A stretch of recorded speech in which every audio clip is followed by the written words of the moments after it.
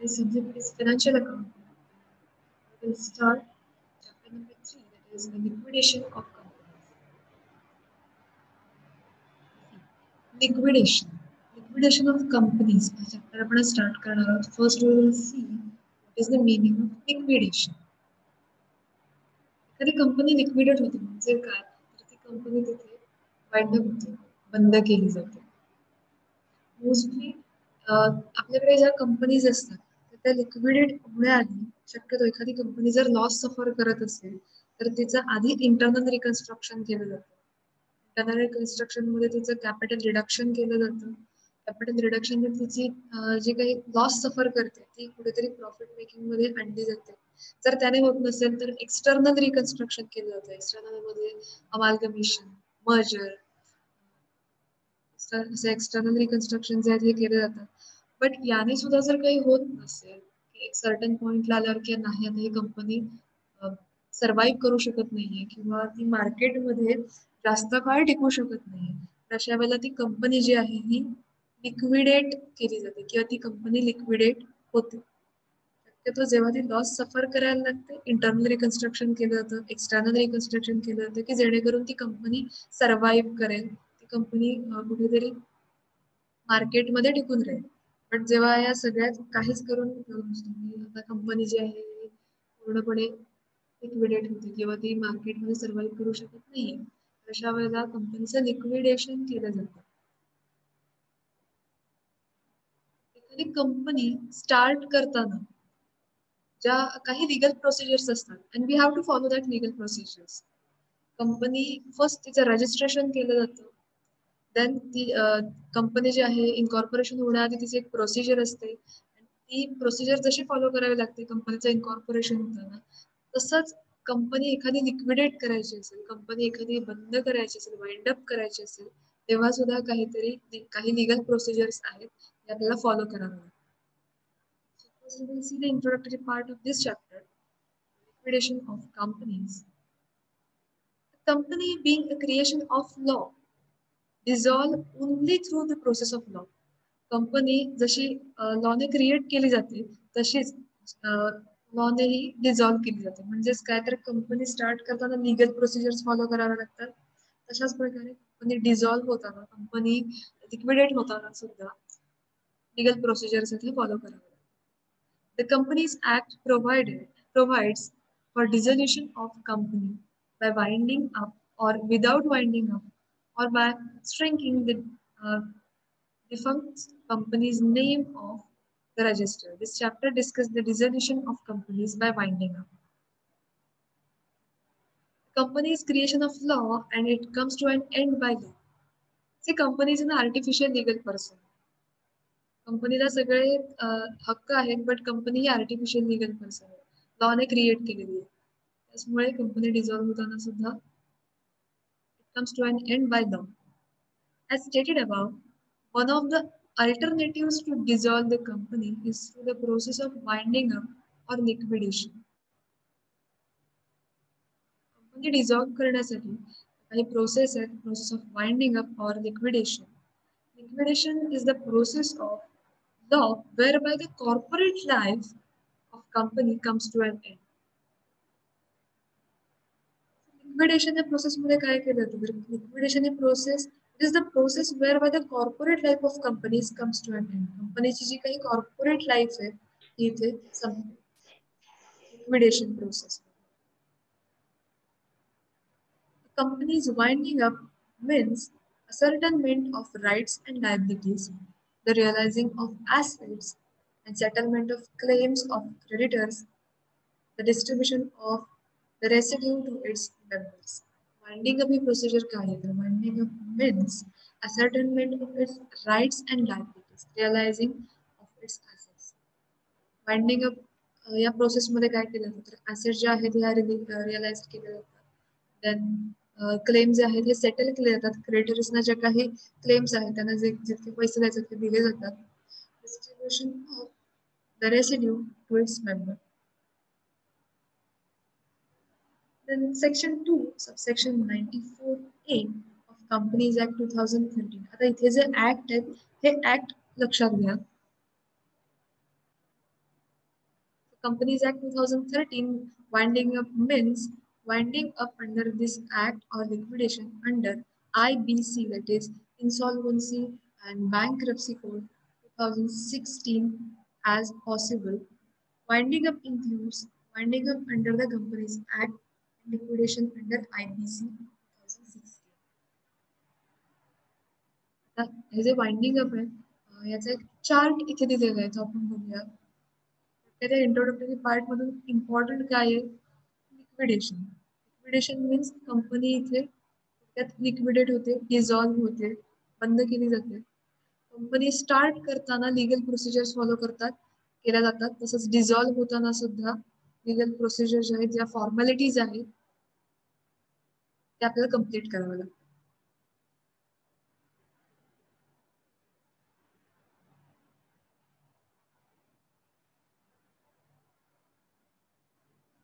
Next point is mode of winding up of company. The company wind up करण्यासाठी कोणते कोणते modes आहेत हे आपण बघूया. First point is on the ground of inability of company to pay debt. एखादी company wind up का केली जाते किंवा ती कशा प्रकारे केली जाईल. फर्स्ट पॉइंट आहे जर त्या कंपनीच्या ज्या काही डेब्ट्स आहेत, जे काही कंपनीला पैसे द्यायचे आहेत, डेब्ट्स आहेत त्या त्यांना फुलफिल करू शकले नाही किंवा त्यांच्या ज्या डेब्ट्स आहेत ते कम्प्लीट करू शकले नाही. थोडक्यात कंपनी जी आहे ही इनसॉल्वंट झाली असेल, ती वाइंड अप केली जाऊ शकते. So on the ground of inability of company to pay the debt, कंपनीच्या ज्या डेब्ट्स आहेत, कंपनीने जे काही लोन्स घेतले आहेत, क्रेडिटर्स जे काही त्यांना पेमेंट करायचं आहे तर ते करू शकले नाही. कंपनीच्या डेब्ट्स खूप आहेत आणि ते फुलफिल नाही करू शकले, तर अशा वेळेला कंपनी जी वाइंड अप केली जाऊ शकते. त्यामध्ये govern by insolvency and bankruptcy code. Company स्वतःच्या डेब्ट्स ज्या आहेत त्या फुलफिल करू शकली नाही म्हणजेच काहीतरी ती इन्सॉल्व्हंट झाली, दिवाळखोर ज्याला म्हणतात. अशा वेळेला कंपनी वाइंड अप होणार आहे. Next point is on the grounds other than inability of company to pay the debt. आता इथे other than inability of company paying debt, governed by Companies Act 2013 with court rules. Court rules ज्या काही legal formalities आहेत, कोर्टने जे काही rules regulations दिलेले आहेत ते फॉलो करावे लागतात. Next is voluntarily wind up of company. Voluntarily त्या कंपनीच्या मेंबर्सनी ठरवलं की हे सध्या कंपनी आपण बंद करूया. व्हॉलेंटरीली ऐच्छिक voluntarily winding up of company.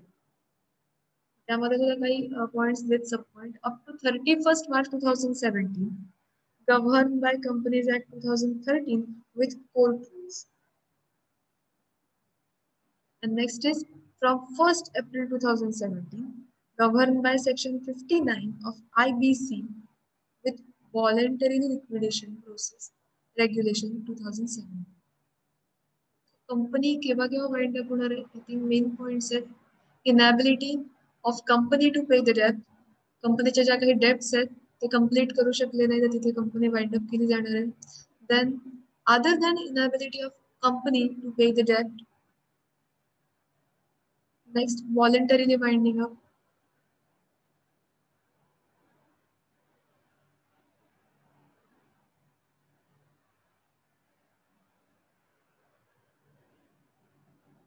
Next point is features of liquidation. लिक्विडेशनचे पण काही फीचर्स आहेत. First point is a company is an artificial person created by law. As such, it cannot die a natural death. The company is an artificial legal person. Artificial person. Company ही काही person नाही, human being नाही. But एखाद्या पर्सनला जसे rights दिलेले आहेत किंवा तो जशा प्रकारे एखाद्या कॉन्ट्रॅक्ट मध्ये एंटर होऊ शकतो किंवा त्याची स्वतःची जशी सिग्नेचर असते तसे बरेचसे राईट्स हे कंपनीला दिले जातात. But it is created by law. कायद्याने तयार केलेला एक आर्टिफिशियल पर्सन आहे. It is not a human being. It is an artificial person. Company ही artificial person. As such it cannot die a natural death. Company ही artificial person आहे, त्यामुळे तिला कोणत्याही प्रकारे नॅचरल डेथ ही नाही होऊ शकत. Therefore, any company, when found necessary, can be liquidated. कंपनीची काही ह्युमन एखाद्या माणसासारखी काही नॅचरल डेथ होत नाही. सो जेव्हा वेन इट फाउंड नेसेसरी, जेव्हा कंपनी ही बंद करण्याची गरज असेल, Wien it found necessary it can be liquidated, तेव्हा कंपनी जी आहे आपण लिक्विडेट करू शकतो. व्हॉलेंटरीने सुद्धा कंपनीचं लिक्विडेशन ते होऊ शकतं. त्यांना वाटलं की एखादी जी कंपनी आहे ती आता त्यांना बंद करायची, so they can liquidate that company. Next point is, it should be noted that it is not necessary that only insolvent company should be liquidated. See, आता कंपनी इनसॉल्वंट झाली कीच ती लिक्विडेट होते असं काही नाही. जर कंपनी व्हॉलेंटरीली सुद्धा लिक्विडेट होऊ शकते. So it is noted that it is not necessary that only insolvent company should be liquidated. आता फक्त इनसॉल्वंट ज्या कंपनीज आहेत त्याच लिक्विडेट होतात असं नाही. कंपनी ही केव्हाही लिक्विडेट करता येऊ शकते किंवा ती होऊ शकते. That even solvent company can also be liquidated. Mostly insolvent company ज्या आहेत हे लिक्विडेट होतात, बट असं काही कंपल्सरी नाहीये की ज्या कंपनीज लिक्विडेट होतात त्या सगळ्याच इनसॉल्वंट आहेत. कंपनी ज्या सॉल्वंट कंपनीज आहेत त्या सुद्धा लिक्विडेट होऊ शकतात, ज्या इनसॉल्वंट आहेत त्या सुद्धा लिक्विडेट होतात. So it is not necessary that only insolvent company should be liquidated. फक्त एखादी कंपनी दिवाळखोर आहे, एखादी कंपनी इनसॉल्वंट आहे म्हणून फक्त तीच लिक्विडेट होते तर असं काही नाही. ज्या सॉल्वंट कंपनीज आहेत त्यांचं सुद्धा लिक्विडेशन होऊ शकतं किंवा केलं जाऊ शकतं.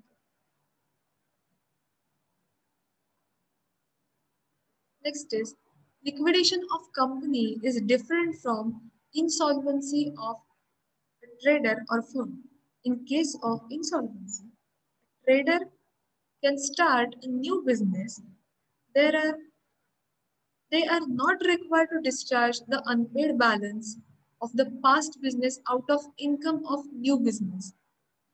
आता हे लक्षात घ्या, लिक्विडेशन ऑफ कंपनी. आता लिक्विडेशन यामध्ये काय म्हटलंय, जर अशी केस असेल की ज्यामध्ये एखादी कंपनी ही इनसॉल्वंट ठरलेली आहे, एखादी फर्म किंवा एखादा ट्रेडर जो आहे हा इनसॉल्वंट झालेला आहे. Insolvent means is unable to pay the debt. तो कंपनीच्या ज्या काही डेट्स आहेत त्या तो पे करू शकला नाही, तो इनसॉल्वंट झालेला आहे. आणि अशा वेळेला त्याने काय केलं तर एखादा दुसरा बिझनेस स्टार्ट केलेला आहे. तर जेव्हा तो नवीन बिझनेस मधून त्याला जे काही इन्कम मिळतंय तर he is not required to discharge or unpaid balance of past business. त्याला जो आधीचा जो बिझनेस आहे पास्ट बिझनेस की ज्यामधून तो इनसॉल्वंट झालेला होता, तर त्या बिझनेसचे डेट पे करण्याची तिथे काही गरज नाही, बिकॉज ऑलरेडी त्याने तो बिझनेस जो आहे हा सोडलेला आहे, तो इनसॉल्वंट झालाय, त्याने तिथेच तो बिझनेस स्टॉप केलेला आहे, त्याने नवीन बिझनेस स्टार्ट केलाय आणि न्यू बिझनेस मधून त्याला इथे इन्कम मिळते किंवा त्याला जो प्रॉफिट होतोय तर त्यावेळेला त्याला आधीचा बिझनेस जो पास्ट त्याचा बिझनेस होता ज्यामध्ये तो इनसॉल्वंट झाला होता त्यावेळेचे जे अनपेड बॅलन्सेस आहेत हे पे करण्याची गरज नाही. However, in the case of liquidation, the company comes to end forever.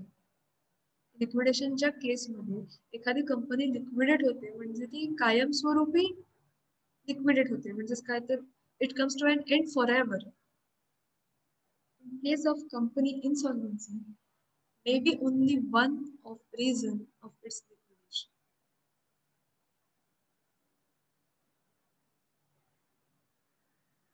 तर जर एखादी इन्सॉल्वन्सीची केस असेल तर त्या कंपनीला डेट पे करता आले नाही किंवा ती कंपनी इनसॉल्वंट झाली, त्यामुळे ती कंपनी जी लिक्विडेट होऊ शकते.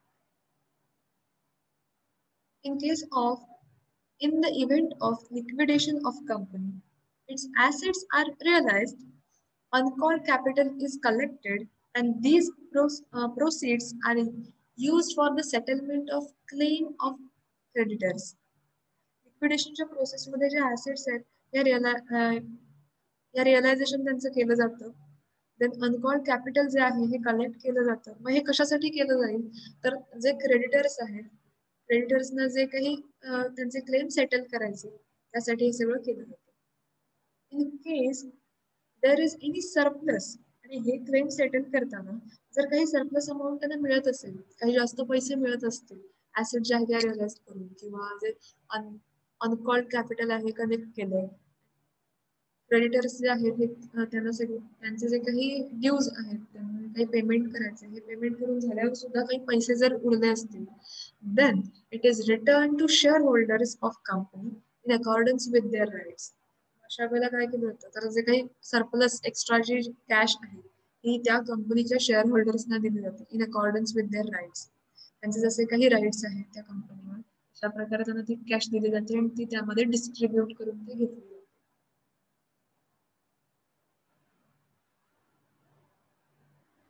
The person who is interested with the job of realizing asset and paying the liabilities in systematic manner is called liquidator. Liquidator इथे कोण म्हटलंय, तर the person who is interested with the job of realizing assets and paying of the liabilities in systematic manner. तो person याचा तो job आहे की ज्या ऍसेट्स आहेत यांचं रिअलायझेशन करून किंवा ज्या लायबिलिटीज आहेत या पे केल्या जातात सिस्टमॅटिक मॅनर मध्ये, it is called liquidator. The appointment of liquidator is made depending upon the mode of winding up.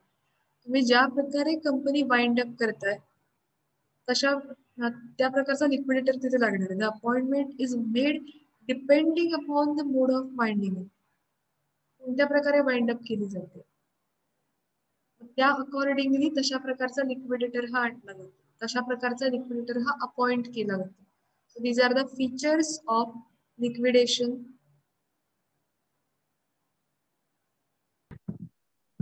Next point is winding up by NCLT under the Companies Act. Company may be wound up by NCLT under the following circumstances. आता company जी आहे ही कशी wound up केली जाईल, कशी winding up तिचं होऊन जाईल. First is special resolution. When a special resolution is passed by the company, then company can be wound up by NCLT. तर जर स्पेशल रेझोल्युशन पास केलं असेल, कंपनी लिक्विडेट कशा प्रकारे केली जाईल. फर्स्ट स्पेशल रेझोल्युशन पास केलं असेल तर ती कंपनी जी आहे ही आपण इझिली लिक्विडेट करू शकतो, लिक्विडेट होऊ शकतो. Next is against national interest. When a company acts against the interest of sovereignty and integrity of the India, state security friendly relations with the foreign states, public order, decency or morality. जर एखादी company national इंटरेस्टच्या against जाऊन काही त्यांच्या ज्या activities आहेत त्या करत असेल, किंवा त्यांच्या ज्या काही पब्लिक पॉलिसीज आहेत त्यांच्या अगेन्स्ट जर त्यांचा जो काही इंटरेस्ट हा जात असेल, तर अशा वेळी ती कंपनी जी आहे ही वाइंड अप केली जाऊ शकते. Next is fraudulent affairs. When an application is made by ROC, Registrar of Company, or any other person who is authorized by central government, if NCLT appoints fraudulent affairs, तर कंपनीच्या ज्या activities आहेत या illegal असतील, काही तिथे frauds होत असतील, अनलॉफुल पर्पज असेल एखाद्या कंपनीचा किंवा एखाद्या फर्मचा, तर अशा वेळी ती कंपनी जी आहे वाइंड अप केली जाते. That affairs of company have been conducted in fraudulent manner, that the company was formed for fraudulent and unlawful purpose. Next, that person concerned with formation of company or management of its affairs have been guilty of fraud, then misoffense or misconduct. तर एखादी company जी आहे की त्यांच्या activity ज्या आहेत त्या fraudulent असतील, किंवा त्यांच्या ज्या काही ऍक्टिव्हिटीज आहेत त्या अनलॉफुल आहेत किंवा इनलिगल गोष्टी तिथे घडतात. नेक्स्ट, इथे जे काही पर्सन आहेत तर ते फ्रॉड करतायत किंवा त्यांच्याकडून मिसकंडक्ट होतंय. दॅट्स वाय ते फ्रॉड्युलंट अफेअर्स असतील, इलिगल गोष्टी घडत असतील तर कंपनी जेही वाइंड अप केली जाते. Next point is default in filing. When a company makes default in filing financial statements or annual returns with the ROC of immediately preceding 5 consecutive financial years. ROC means Register of Company. आधी company preceding 5 years त्याच्या आधीची 5 वर्ष जे आहेत तर त्यांचे जे काही अॅन्युअल रिटर्न्स आहेत किंवा फायनान्शियल स्टेटमेंट्स जे आहेत ते त्यांनी जर फाईल केले नसतील, जे फाईल करायला हवेत पण ते त्यांच्याकडनं करायचे राहिले किंवा जे टॅक्स इम्पोज केलेले आहेत तर त्याचे जे स्टेटमेंट्स आहेत हे त्यांनी फाईल केले नसतील तर अशा वेळेला कंपनी जेही वाइंड अप होते. So when a company makes a default in filing the financial statements or the annual returns with the ROC immediately preceding 5 consecutive financial years. Preceding 5 years मध्ये त्यांना फायनान्शियल स्टेटमेंट जे आहेत ते file करावे लागतात. पण जर ते फाईल केले नसतील, अॅन्युअल रिटर्न्स फाईल केले नसतील तर अशा वेळेला कंपनी जेही बंद करण्यात येते. Next is just an equitable.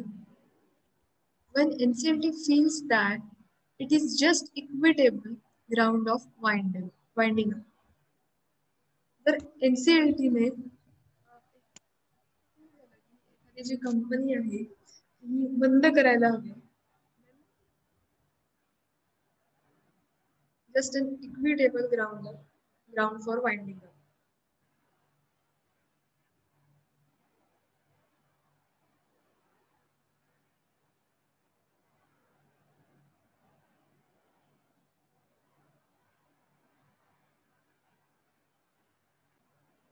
Next point is petition to NCLT for winding up. Under section 272, following person can file the petition for winding up of company. एखादी कंपनी वाइंड अप करण्यासाठी कोण petition करू शकतो किंवा कोण खटला दाखल करू शकतो. First company can file a petition for wind up under the following circumstances. एखादी कंपनी स्वतः पिटिशन जे आहे करू शकते कंपनी जे वाइंड अप करण्यासाठी. First is special resolution is passed for winding up. जर एखादी कंपनी बंद करण्यासाठी वाइंड अप करण्यासाठी स्पेशल रिझोल्युशन पास केले असेल. If there is a sanction sanctioned by general meeting or there is an express provision in article of association, the board of director can file the petition.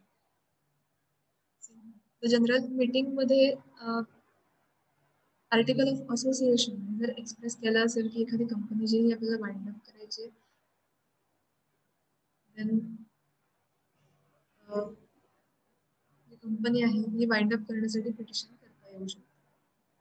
Company स्वतःच एखादी company wind up ती company wind up करण्यासाठी file जे आहे petition file करू शकते. Next is contributory. As per section 2, subsection 2, contributory means a person liable to contribute towards the assets of company in winding up. Contributory can file a petition under the following circumstances. Contributory सुद्धा petition file करू शकतो. हे केव्हा होईल? Under the following circumstances. He is the original allotee of shares. शेअरचा original allottee असला पाहिजे. He has held a share registered in his name for at least 6 months during the 18 months immediately before the commencement of winding up. एखादी company wind up होण्याच्या आधी 18 महिने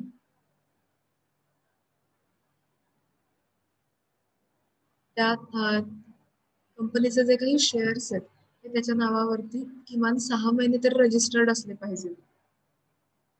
The shares have devolved on him through the death of former holder. Contributory आहे हा सुद्धा एखादी company wind up होण्यासाठी petition file करू शकते. Next is ROC, that is Registrar of Company. ROC can file a petition for winding up on the grounds of under section 271. ROC means registrar of company तो सुद्धा company wind up होण्यासाठी petition file करू शकतो. ROC can file the petition with the previous approval of central government. The central government shall grant approval of hearing of company.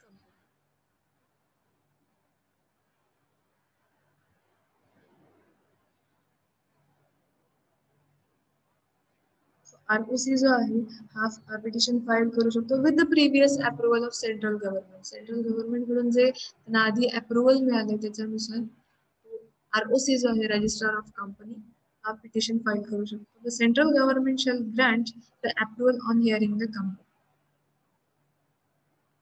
Next is central or state government. The government can file petition to NCLT for winding up under section 271 if company has against the national interest. जर एखादी company national इंटरेस्टच्या against जर त्यांचे activities त्या कंपनीमध्ये घडत असतील तर अशा वेळेला गव्हर्नमेंट स्वतः पिटिशन फाईल करू शकते NCLT कडे. त्यामुळे कंपनी जे वाइंड अप होऊ शकते.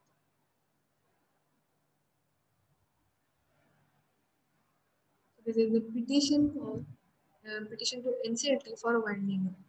This is a person आहे company contribute ROC and central और स्टेट गव्हर्नमेंट हे पिटिशन फाईल करू शकतात एखादी कंपनी वाइंड अप होण्यासाठी. एखादी कंपनी बंद करण्यासाठी ते पिटिशन फाईल करू शकतात.